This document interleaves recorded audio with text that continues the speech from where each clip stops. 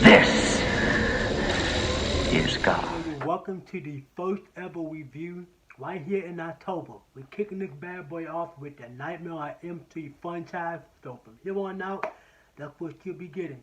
So put your seatbelts on, sit back, relax, and enjoy. So let's review Nightmare on M3. Nightmare on M3 tells a story about a group of kids that live on M3 and they all have the same dream, well, at least some of them. But all their dreams seem to be so similar to each other because there's a man in their dream wants to kill them and they have to go about trying to find a way to convince everybody that they are having some very horrific dreams and they don't know how to handle them. No matter what they try to do, no matter how hard they try or tell people that they having these crazy dreams, nobody believes them until it's too late. And one girl has to put matters into her own hands. Nightmare on M3 is my favorite franchise. If I haven't already said it, or if you don't know that, well, now you know. Nightmare on M3 is my favorite horror franchise. I am a Freddy fanatic. I pick Freddy apart every chance that I get. It's hard to not do that when it's a lot of problems. But we're gonna kick this thing off just like we normally do. We're gonna kick it off with all the pros. And there's a lot of things that this movie gets right. And there's shit tons of it that it gets wrong. So with all that being said, my first pro will have to be Wes Craven's take on the real life story that happened back in the 80s. There were actually people who were at least kids. It was in the 80s newspaper where kids were getting traumatized by something in their dreams, and they were saying that something in their dreams was haunting them and stuff like that. And Wes saw it in the newspaper and he decided to write about it. How did he get the whole Freddy Krueger look? He was looking out his window and there was a homeless man dressed just like Freddy, and he must have felt Wes looking at him. He looked up at the window and saw Wes looking at him. Well, Wes get the name Freddy from is actually pretty interesting because Wes had a bully when he was going to school and his name was Fred Krueger. What kind of makes sense.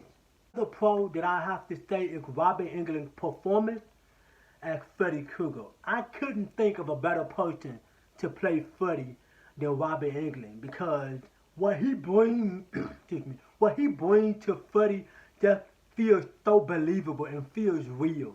And that's something that Robert Englund nailed really professional and really good in this movie. And to go along with that is the makeup. I love the makeup. The makeup doesn't look too campy. It doesn't look too unrealistic. It looks good enough for you to be scared. And I remember when I first watched this movie, I was scared as hell, but I still enjoyed watching it. Another pro for me is all the characters in the movie. Nancy, Tina, Rob, Glenn. They feel like real people. They don't feel like setup characters like in Friday the 13th. Well, when you watch these characters, they feel like they setting up characters to die off, to get killed off. Because immediately you are so attached to Tina, who was the first victim of the entire franchise. And she becomes so important to the whole story, but yet get killed off so soon. By the way, major spoiler throughout all this stuff. I mean, every movie I'm talking major spoilers. So if you haven't seen them, get the hell out of here. But like I said, Tina is the first victim that Freddy killed, and it has an impact on you. We'll talk more about Tina later. The pro for me will have to be how Wes kept Freddy hidden in the shadows. You saw Freddy up close, but it was rare that you saw him because he wanted to keep Freddy, I guess you say, hidden in the shadows, and then keep him edgy and not so campy. And I like this movie a lot better in terms of like what they brought to the Freddy character itself. And Wes nailed exactly what this needed to be for Freddy. Keep him in the shadow, keep him like just like completely on edge with everything. And Freddy is so creepy in this movie. There's a lot of creepy moments with Freddy in this movie. Going back to Tina, well, Tina's death is actually the most iconic thing in any slasher film history. If you know, you know. Spoiler, Freddy basically killed her in the dream world, but outside the world, what we see is Freddy swinging her all around the place. But in the dream world, Freddy is actually slicing her up and holding her up on the wall. I mean, It's the most iconic death, but it's one of the most talked about and well direct death of all time. The quote for me would have to be the boiler room. We'll get more in that in my mixed element, but yeah, like I said, the boiler room is so effective, it's so creepy. You don't know where Freddy at. He's scratching on the pipe, he's scratching like curtains and stuff. It just feels so eerie, and too bad we didn't get more of that. We'll get into the mix with that. And I got a big of a fun fact for you. This is actually Johnny Depp's first ever movie. He was discovered by this, so this was his big break.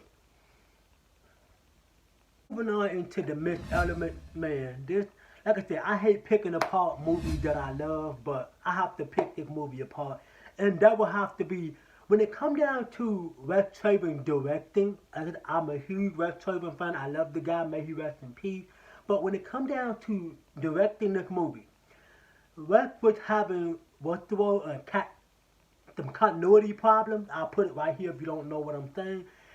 Basically, the word means having an issue with something that is not well explained, or something that is non-existent or inconsistent, by like something that don't make sense. And this movie has a lot of them. There was so many scenes where so many weird things in this movie that just don't make sense. For example, I'm gonna put up on the screen where Nancy on the phone, and Nancy is wide awake, and all of a sudden Freddy's mouth appeared at the bottom of the phone, licking her face.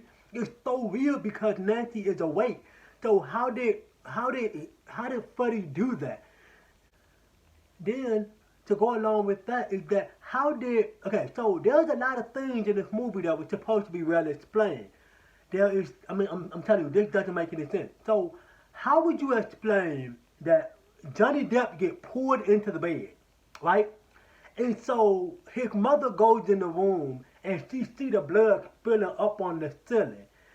How do you explain that to the cops and you walk into the room and you see all this shit happening? How do you explain that? Because when Freddy kills somebody, it's supposed to look like the victim killed themselves, because remember, Freddy is in the dream, they is in the real world. So when he get pulled in the bed and then the blood spilled up, like I said, it is so weird. I don't even know how to explain it. I mean, it's just so weird when you watch it all these years later. I still like the movie, but like I said, that's something that's always bugged the shit out of me about this movie, is that when it comes down to the continuity in this movie, it's not well explained. Another myth for me is that the movie is so all over the place when it comes down to some of the kills. It's because Rob, which is one of the characters in the movie, he was in jail because he was accused of killing his girlfriend Tina, even though he didn't do it. But he inside the jail cell, and Rob is also having these dreams too. So when Freddy was putting that little I believe like a sheet around his neck, what was he dreaming about if he knew about Freddy? Because he said it early on in the movie, he been having them dreams too. So what were you dreaming about? Because if you go out throughout the entire runtime of the movie, every time Nancy and Tina go to sleep, they having dreams about Freddy. So randomly, Rob just stopped having the dreams all of a sudden. Like I said, it's so weird to me how the transition happened in this movie. Missed element for me would have to be the boiler room. I don't think that boiler room was used for his full advantage. I don't think Wes took advantage of that boiler room, because that boiler room is really creepy. You can really do some eerie stuff with that. And I kind of feel like that's one of the most disappointed things about this movie, is because it's not enough of that boiler room. And remember, Freddy is that's where he died. That's where he died. And so I feel like they dropped the ball when it came down to the boiler room. It wasn't enough of it, and we should have gotten more of that boiler room. My overall thought is that Nightmare on Elm Street, even though there's a lot of problems when it comes down to this first movie, and I'm pretty sure it's gonna get a whole lot worse from here on out, but it's still one of my favorite franchises. I can watch this any day and still have a blast watching it. But there's still a lot of nitpick that I have to nitpick, and I feel really bad about doing it, but I gotta do it, right? Because that's how we do it over here on Tevin Review.